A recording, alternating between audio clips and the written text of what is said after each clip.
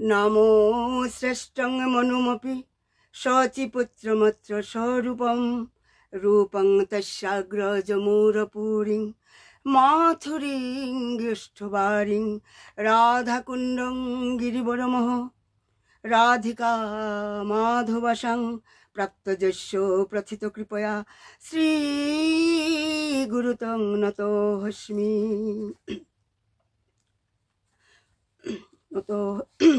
नवीन निरदश्यामं नीलेन्दवरलोचनं यशोदानन्दनं नौमि कृष्ण गोपालो रूपिणं नीलोत्पलोदलश्यामं यशोदानन्दनन्दनं गोपिका नयनानन्दं गोपालं प्रणमाम्यहम्। এই অখিল বিশ্ব ব্রহ্মাণ্ডের অধিপতি ত্রিলোকেশ্বরপতি নন্দনন্দন ব্রজেন্দ্র নন্দন শ্যাম সুন্দর কুঞ্জ নিকুঞ্জেশ্বর শ্রী রাধা মাধবের শেষ কৃপা এবং তার আহ্লাদিনী শক্তি শ্রীমতী রাধারানীর অষ্টশিখী শিরোমণি বৃষভানুনন্দিনী শ্রীমতী রাধারানীর অশেষ কৃপায় আমরা প্রতি শনিবারে শিবানন্দ বাবার সৎসঙ্গে শ্রী বৈষ্ণবের পরম ধন এবং শ্রীহরির বাংময়ী প্রতিমূর্তি শ্রীমদ্ ভাগবতমের রস আস্বাদন করবার আমরা সৌভাগ্য লাভ করেছি। আমি শুদ্ধবাণী শুদ্ধভাবে যাতে আমি কীর্তন করতে পারি এবং আমার জিহ্বাটাকে পবিত্র করার একটা প্রয়াস মাত্র। আমি প্রথমে ভক্তিরসপাত্র অকিঞ্চন বৈষ্ণব মহাভাগবত মহাপুরুষ শ্রী শ্রী স্বামী শিবানন্দ গোস্বামী মহারাজের চরণে আমার কোটি কোটি দণ্ডবত প্রণাম। আর সমস্ত রূপানুগ গুরুবর্গ গুরু পরম্পরা এবং সমস্ত আচার্যবর্গের চরণে আমার কোটি কোটি দণ্ডবত প্রণাম। আর উপস্থিত সমস্ত কৃষ্ণ প্রেম অনুরাগী গৌর ভক্তবৃন্দের চরণে কোটি কোটি দণ্ডবত প্রণাম। আমরা গত ক্লাসে দেখেছি কিভাবে অসুররা তাদের গুরুদেব শুক্রাচার্যের আশীর্বাদে গুরু ভক্তির ফলে তারা কিভাবে ঐশ্বর্যশালী হয়েছিল, বলশালী হয়ে গিয়েছিল। তারা দেবতাদের পরাজিত করে স্বর্গ রাজ্য দখল করে নিয়েছিল। হ্যাঁ, তাই তো বলা হয় আমরা গুরুদেবের কাছে আমরা কি বলে প্রার্থনা করি, মুখং করতি বাচালং পঙ্গুং লঙ্ঘয়তে গিরিম যৎকৃপাতমহং বন্দে শ্রী গুরু দীনতারিণম। হ্যাঁ, শ্রী গুরুদেবের কৃপায় একটা মুখো, এটা বুবাও মানে শ্রেষ্ঠ বক্তায় পরিণত হতে পারে। একটা ল্যাংড়া, একটা পঙ্গু গিরি পর্বত মানে গিরি লঙ্ঘন করতে পারে। তাই আমরা দেখছি যে গুরুদেবের কৃপার ফলে সেই অসুরেরা এত বলশালী হয়ে গেছিল এবং তাদের প্রাণ বাঁচাবার জন্য, তাদের থেকে প্রাণ বাঁচাবার জন্য দেবতারা ত্রাহি ত্রাহি করে সেখান স্বর্গরাজ্য থেকে তারা ভাগতে ভাগতে সব দেবতারা ইন্দ্রসহ তারা ব্রহ্মার কাছে এসেছিলেন। এবং তখন ব্রহ্মা তাদের বলেছিলেন, তোমরা ত্বষ্টার পুত্র বিশ্বরূপকে তোমাদের গুরুরূপে বরণ করো, কারণ তিনি হচ্ছেন একজন শুদ্ধ তপস্বী এবং শক্তিশালী ব্রাহ্মণ। তাই বলছেন যে তদ বিশ্বরূপং ভজতে সুবিগ্রং বিপ্রং তপস্বিনং তাস্ত্র মথাত্মবন্তম। হ্যাঁ, তোমরা ত্বষ্টার পুত্র সেই বিশ্বরূপকে তোমরা গুরুরূপে বরণ করো, কারণ বিশ্বরূপ কিন্তু যদিও তিনি অসুরদের পক্ষপাতিত্ব করতেন, তবু ব্রহ্মা দেবতাদের উপদেশ দিয়েছিলেন বিশ্বরূপকে তোমরা গুরুরূপে বরণ করো। মানে কারণ দেবতারা তাদের গুরুদেব বৃহস্পতিকে খুঁজে পাচ্ছিল না। বৃহস্পতির চরণে বৈষ্ণব অপরাধ করার ফলে গুরুদেব বৃহস্পতি, দেবতাদের গুরুদেব বৃহস্পতি, তিনি সেখান থেকে মানে মায়া বলে তিনি সেখান থেকে স্থান ত্যাগ করে গিয়েছিলেন। আর দেবতারা অনেক চেষ্টা করেছিলেন, ইন্দ্র অনেক খোঁজাখুঁজি করেছিলেন, তবুও কিন্তু তার গুরুদেবের সন্ধান পাননি। এইভাবে ব্রহ্মা কর্তৃক আদিষ্ট হয়ে এবং তাদের উৎকণ্ঠা থেকে মুক্ত হয়ে সমস্ত দেবতারা ত্বষ্টার পুত্র বিশ্ব রূপের কাছে তারা গিয়েছিল এবং তাকে আলিঙ্গন করে এই কথাগুলি বলেছিল যে বয়ং তেহতি থয় প্রাপ্তা আশ্রমং ভদ্রমস্তু তে কাম সম্পাদ্যতাং তাত পিতৃণাং সময়োচিত। বলছে যে দেবতারা বিশ্বরূপকে বলছে যে হে বিশ্বরূপ, তোমার মঙ্গল হোক, কারণ বিশ্বরূপ তাদের চেয়ে দেবতাদের চেয়ে অনেক ছোট ছিল বয়সে। বলছে তোমার মঙ্গল হোক, আমরা দেবতারা তোমার আশ্রমে আমরা অতিথি রূপে এসেছি, আমরা তোমার পিতৃতুল্য, মানে তাই আমাদের বাসনা পূর্ণ করো। তোমার কাছে আমরা অনেক আশা নিয়ে এসেছি। তাই কারণ পুত্রানাং পরধর্ম পিতৃ শুশ্রূষণং সত্যম অপি পুত্রাবতাং ব্রাহ্মণ কিমুত ব্রহ্মচারিণম। মানে হে ব্রাহ্মণ, পুত্রবান হলো, দেবতারা বলছেন বিশ্বরূপকে, হে ব্রাহ্মণ, পুত্রবান হলো, পিতার সেবা করাই পুত্রের পরম ধর্ম। আর যারা ব্রহ্মচারী তাদের কথা কি বলার আছে, আর কি বলবো আমরা। আচার্য ব্রাহ্মণমূর্তি পিতা মূর্তি প্রজাপতে ভ্রাতা মরুত পতে মূর্তি মাতা সাক্ষাৎ খিতে স্তনু। দেবতারা বলছেন যে যিনি উপনয়ন প্রদান করে বৈদিক শিক্ষা দান করেন সেই আচার্য হচ্ছেন বেদের মানে মূর্তি, মানে বেদের মূর্তি। ঠিক সেইভাবে পিতা হচ্ছে ব্রহ্মার মূর্তি, আর ভ্রাতা হচ্ছে ইন্দ্রের মূর্তি, আর মাতা হচ্ছে সাক্ষাৎ পৃথিবীর মূর্তি, আর ভগিনী মানে বোন হচ্ছে দয়ার মূর্তি, আর অতিথি হচ্ছে স্বয়ং মানে ধর্মের মূর্তি। মানে আর অভ্যাগত অভ্যাগত হচ্ছে অগ্নিদেবের মূর্তি, এবং সমস্ত জীব হচ্ছে ভগবান শ্রী বিষ্ণুর মূর্তি। মানে সব জীবরা হচ্ছে ভগবান শ্রী বিষ্ণুর মূর্তি। সেটা আমরা দেখেছি চাণক্য পণ্ডিতেরও এটা তিনি উল্লেখ করেছেন, যেটা আমাদের বাবা, আমার হঠাৎ এখন মনে পড়ে গেল, বাবা প্রায় এটা বলে থাকেন, মাতৃবোধ পরিদারেষু পরদ্রব্যস্য রুষ্টবোধ আত্মবোধ সর্বভূতেষু। মানে চাণক্য পণ্ডিতের নীতি এটা, চাণক্য পণ্ডিত বলেছে আত্মবোধ সর্বভূতেষু, বাবা বলেছেন মাতৃবোধ সর্বদা আর মানে সব মানে বলা হয় নারীকে মানে মাতার তুল্য বলে জ্ঞান করবে, সম্মান করবে। মানে মাতৃবোধ পরদারেষু পরদ্রব্য সুরুষ্টবোধ, পরের দ্রব্য মানে অন্যের সম্পদ অর্থ লুপ করতে নেই, অপহরণ করতে নেই, চুরি করতে নেই। তার পরদ্রব্য সুরুষ্টবোধ আত্মবোধ সর্বভূতেষু, মানে প্রত্যেক জীবের মধ্যেই মানে জীবদের নিজের মতোই দর্শন করা উচিত। তার মানে নিজের মতো দর্শন করা তার মানে কি, তার অর্থ হচ্ছে যে মানে কাউকে তুচ্ছ বলে উপেক্ষা করা উচিত নয়। কারণ ভগবান শ্রীকৃষ্ণ পরমাত্মা হয়ে সবাই হৃদয়ে বিরাজ করে, একটা পিপিলিকা থেকে আরম্ভ করে ব্রহ্মা হৃদয় পর্যন্ত সবাই হৃদয়ে ভগবান পরমাত্মা হয়ে বিরাজ করছেন। কারণ ভগবানের তিনটা প্রকাশ, একটা হচ্ছে পরমাত্মা প্রকাশ, আরেকটা হচ্ছে ব্রহ্ম প্রকাশ, আরেকটা হচ্ছে ভগবান রূপে প্রকাশ। তাই পরমাত্মা হয়ে ভগবান সবাই মধ্যে বিরাজ করছেন, তাই সবাইকে সম্মান দেওয়া উচিত, কাউকে তুচ্ছ করা উচিত নয়। আর তাই সবাইকে ভগবানের মন্দির বলে মনে করে সম্মান দেওয়া উচিত। তাই এখানে এই শ্লোকটাতে তাই এই জন্যই বলা হয়েছে যে গুরুদেব, পিতা, মাতা, ভগ্নী এবং ভ্রাতা, অতিথি এবং অভ্যাগতকে সম্মান করা উচিত। তারপর আবার বলছেন তস্মাৎ পিতৃ নামার্তা নামার্তিং পরোপরাভবম তোপসাপনয়স্তৌ তাত সন্দেশং কর্তুমর্হসি। বলছেন যে হে পুত্র, দেবতারা বলছেন বিশ্বরূপকে, হে পুত্র, আমরা শত্রুদের কাছে, আমাদের শত্রু হচ্ছে অসুর, তাদের কাছে পরাজিত হয়ে আমরা অত্যন্ত দুঃখিত হয়েছি। তুমি তোমার তপবলের দ্বারা আমাদের সেই দুঃখ দূর করো, আমাদের এই প্রার্থনা তুমি পূর্ণ করো। মানে আর তুমি যেহেতু পূর্ণরূপে মানে পরব্রহ্মকে জেনেছ, কারণ বিশ্বরূপ এটা মহান মানে পরম বৈষ্ণব, এটা উচ্চকোটির ব্রাহ্মণ এবং তত্ত্ব দশটা ছিলেন। মানে তাই দেবতারা বলছেন তুমি পরব্রহ্মকে জেনেছ, তাই তুমি একজন আদর্শ ব্রাহ্মণ এবং সমস্ত বর্ণের গুরু। মানে আমরা তোমাকে আমাদের গুরু এবং পরিচালক রূপে আমরা বরণ করছি। মানে আর তোমার তপবলের দ্বারা আমরা অনায়াসে আমরা শত্রুদের আমরা পরাজিত করতে পারি। আমরা দেখেছি যে মানে বিশেষ কার্য সম্পাদনের জন্য বিশেষ প্রকার গুরুর শরণাগত হয়, শরণাগত হয়। তাই বিশ্বরূপ যদিও মানে দেবতাদের চেয়ে কনিষ্ঠ ছিলেন, তবু অসুরদের পরাজিত করার জন্য দেবতারা তাকে গুরুরূপে বরণ করেছিল। আমরা দেখেছি জড়জাগতিক দিক দিয়েও আমরা দেখেছি যে যেমন লেখাপড়া, তারপরে খেলাধুলা, গান বাজনা, অন্যান্য বিষয়ে সাফল্য লাভ করার জন্য একজন শিক্ষকের প্রয়োজন হয়। আমাদের শিক্ষক আমাদের মানে নিতে হয় মানে।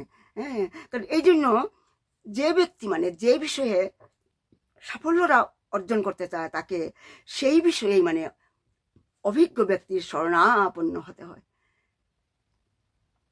কেউ বলতে পারে না মানে আমার নিজের একার প্রচেষ্টায় মানে আমি কৃতিত্ব অর্জন সাফল্য লাভ করতে পারবো, একা একা আমি করতে পারবো না, সেটি ঠিক নয়।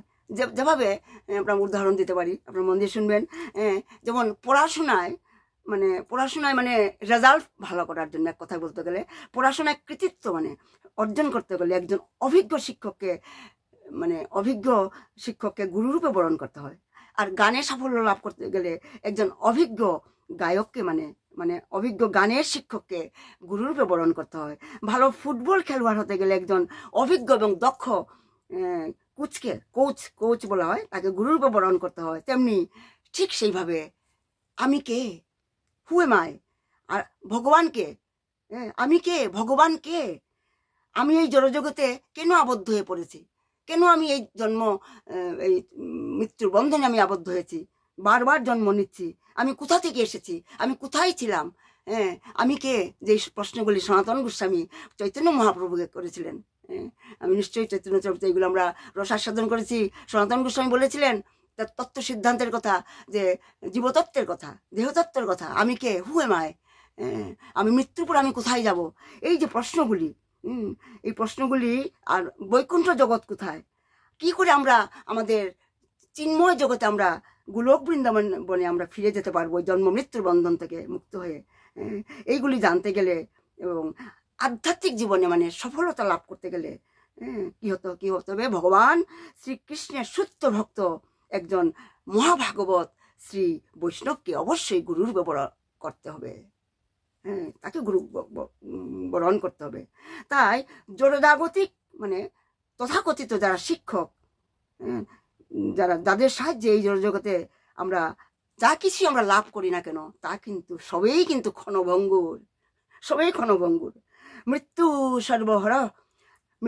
সর্বহরাশ্চাহম, মানে ভগবান শ্রীকৃষ্ণই হচ্ছেন সর্বগ্রাসী মৃত্যু। মানে যখন কারো মৃত্যু হয় তখন তার সঙ্গে কিছুই যায় না, কিন্তু কিছুই যায় না। তার গাড়ি বাড়ি ধন দৌলত, এই যে মানে গানে বিশারদ পাওয়া, যেমন পড়াশোনায় পিএইচডি, অনেক যে এই যে জাগতিক যেগুলি আমরা উপাধি লাভ করি, এইগুলি কিন্তু আমার মৃত্যুর সঙ্গে কিছুই আমার সঙ্গে যাবে না, কিন্তু কিছুই যাবে না। আত্মীয় স্বজন সব আমাদের পরীক্ষা করে যেতে হবে। তাই তথাকথিত এই যে পার্থিব মানে জড়জাগতিক যেগুলি আমরা শিক্ষকের কাছে আমরা যেগুলি লাভ করি, সেগুলি হচ্ছে জলের বুদবুদের মতো, মানে ক্ষণস্থায়ী। মানে আমরা দেখেছি যে অনেক, আমরা আজকাল দেখা যায় যে অনেক গুরুদেব আছে যাদেরকে বলা হয় সহজিয়া, তারা কি করে ছাই মেখে, ছাই থেকে সন্দেশ বানিয়ে তারা তাদের চেলা চামুন্ডাদের মানে মোহিত করে। আবার অনেক যোগীদের দেখা যায় তারা জলের উপর হাঁটতে পারে, অষ্টাঙ্গ যুগ জলের উপর হাঁটতে পারে। এইগুলি হচ্ছে জড়জাগতিক মানে সিদ্ধি ছাড়া আর কিছুই নয়।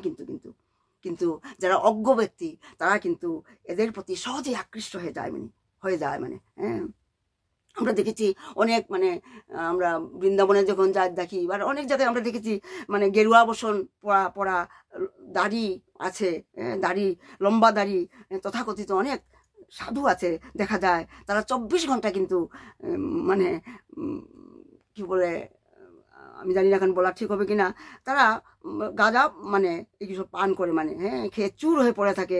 সেই সঙ্গে তারা আধ্যাত্মিক কথাও কিন্তু তাদের মুখ থেকে বেরোয়। কিন্তু এই সমস্ত ব্যক্তিরা কিন্তু তত্ত্ববেত্তা নয়, কিন্তু এটা এই সমস্ত ব্যক্তিরা সদাচারী নন, তত্ত্ববেত্তা নন, এরা কিন্তু তমগুণের দাসত্ব করে। তাই এরা মোটেই গুরুপদবাচ্য নয়। তাই আজকাল আমরা দেখেছি বহু সহজেই গুরুদেব দেখা যায় যারা নিজেদের শ্রী চৈতন্য মহাপ্রভুর অনুগামী বৈষ্ণব বলে পরিচয় দিয়ে থাকে, কিন্তু প্রকৃতপক্ষে কিন্তু চৈতন্য মহাপ্রভুর যে নির্দেশ কিন্তু তারা পালন করে না। তারা তাদের দেহতত্ত্ব নিয়ে নানা রকমের মন গড়া মানে মেন্টাল স্পেকুলেশন মানে করে ব্যাখ্যা করে, কিন্তু চিন্ময় আত্মা এবং পরমাত্মা নিয়ে আলোচনা করে না। তাই এইসব যে শাস্ত্র জ্ঞান শূন্য অধিকাংশ ব্যক্তিরা বিভিন্ন অপসম্প্রদায়ের গুরুদেব দ্বারা বঞ্চিত হচ্ছে কিন্তু মানে।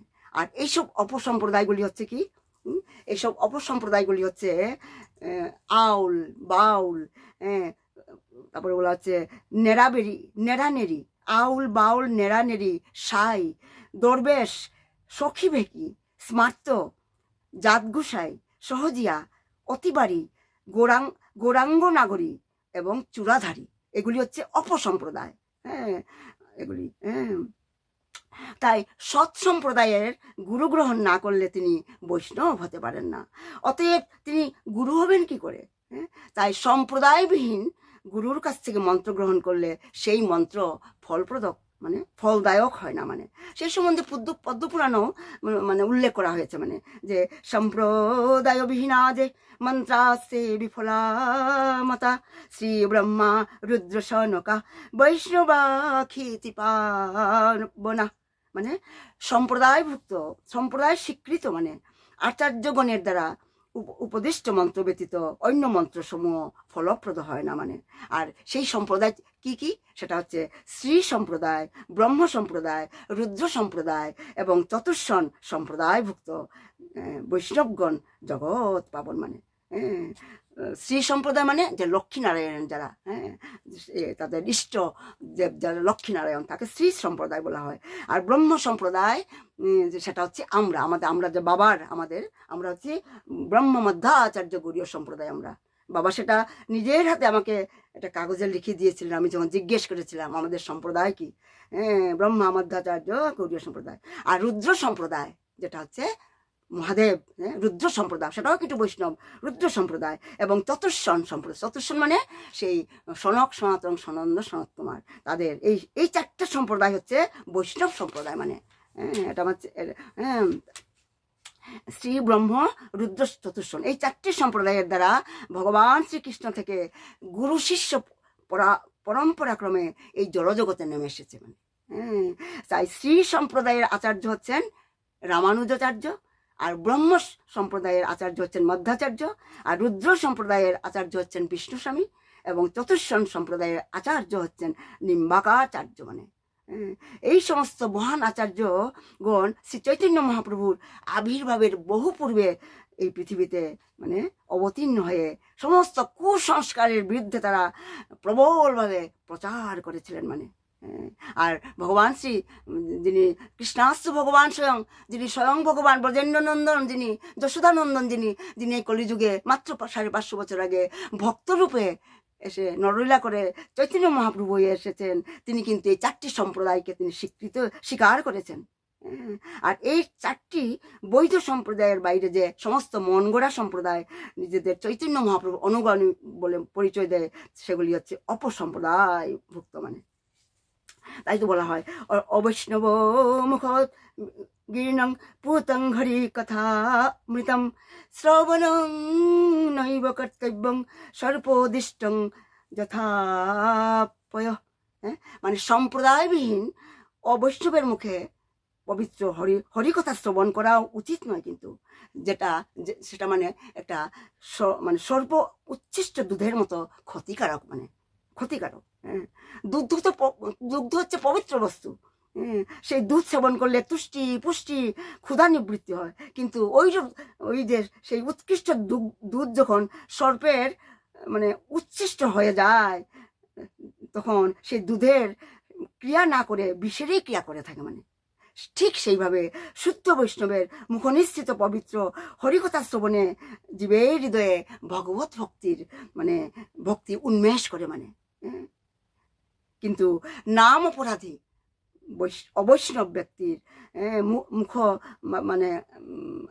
মুখ থেকে যে আদেশ উপদেশ হরিকথা বেরোয় সেগুলি মানে নাম অপরাধ মানে এগুলি মানে হরিকথার মতো মনে হলো তা কিন্তু নাম অপরাধ মাত্র মানে।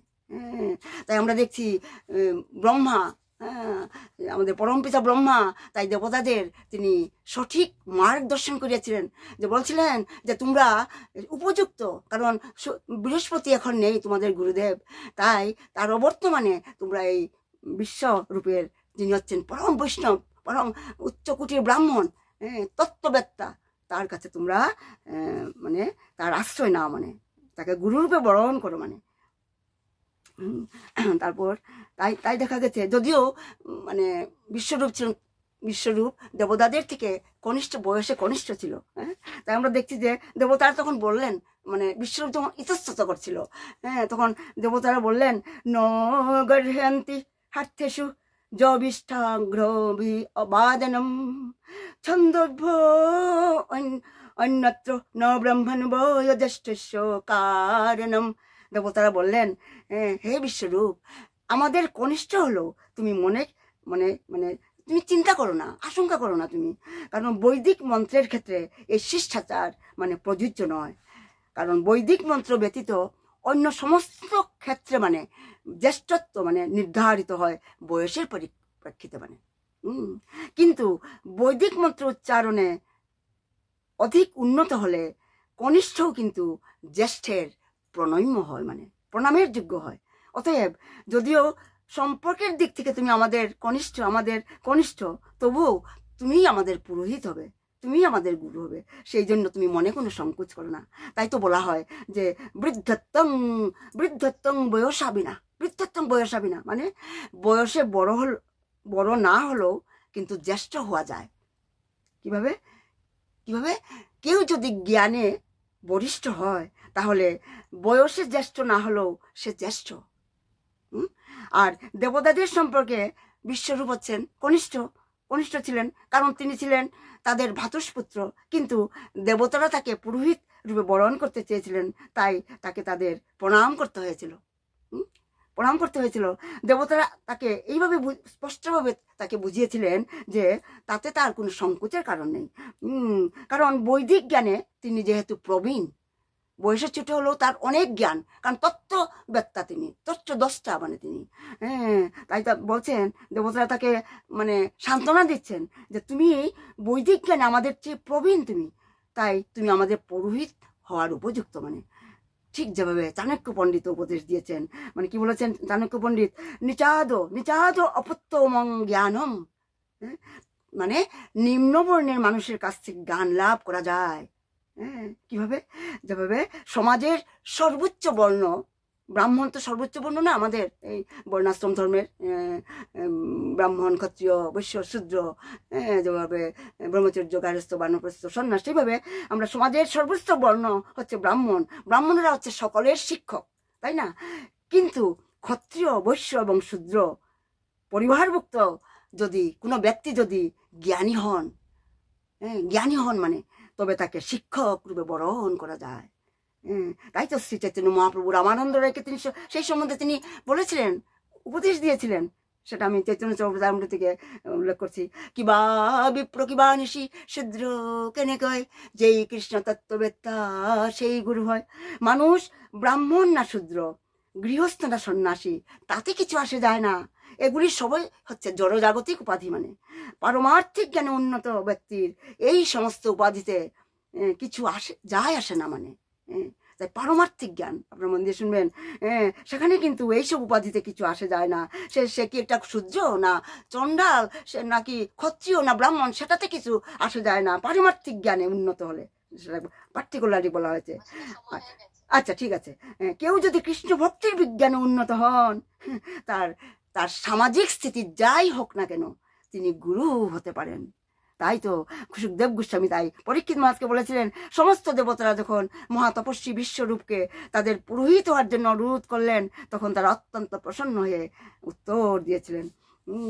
এইভাবে আমরা দেখছি কিভাবে আত্মতত্ত্বদ্রষ্টা ব্যক্তি সেই ব্রাহ্মণ বিশ্বরূপকে দেবতারা গুরু হিসাবে বরণ করে নিয়েছিল।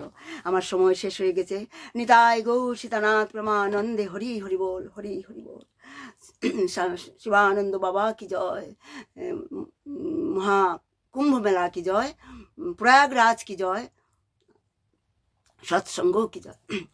জীব জাগো, জীব জাগো, গোড়া চাঁদ বলে কত নিদ্রা যাও, মায়া পিশাচির কুলে এনেছি ঔষধি, মায়া নাশিবার লাগে, হরি নাম মহামন্ত্র লও তুমি মাগে। জীব জাগো, জীব জাগো, ঘোড়া চাঁদ বলে। প্রণাম সবাইকে, প্রণাম। আমার ভুল ত্রুটি মার্জনা করবেন। প্রণাম। জয় শিবানন্দ বাবাকে জয়। প্রণাম প্রণাম প্রণাম।